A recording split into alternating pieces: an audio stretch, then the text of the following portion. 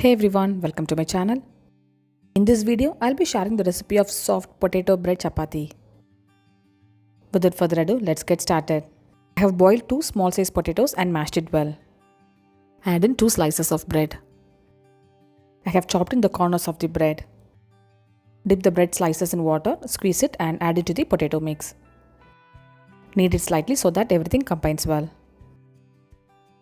Now add in 2.5 cups of maida.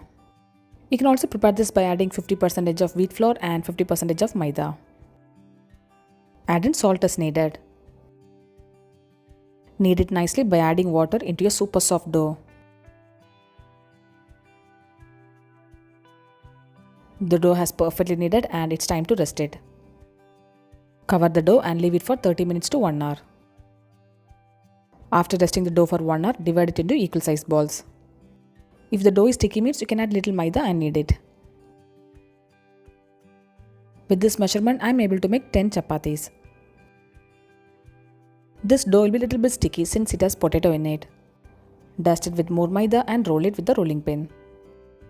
To be honest, I am not at all good in making round shaped chapatis. Roll the dough thinly so that we'll get soft chapati. Since we have used maida to make this chapati, we have to consume it immediately.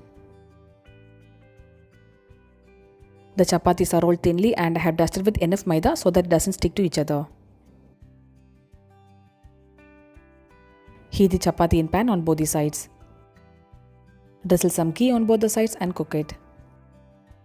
The chapati will be super soft since it has potato and bread in it. Delicious soft potato bread chapati is ready now. I served with creamy rich malai kofta. I have already shared this recipe in our channel and I'll leave the link in the description below. Subscribe my channel for more recipes. I'll see you next video. Until then, bye bye and take care.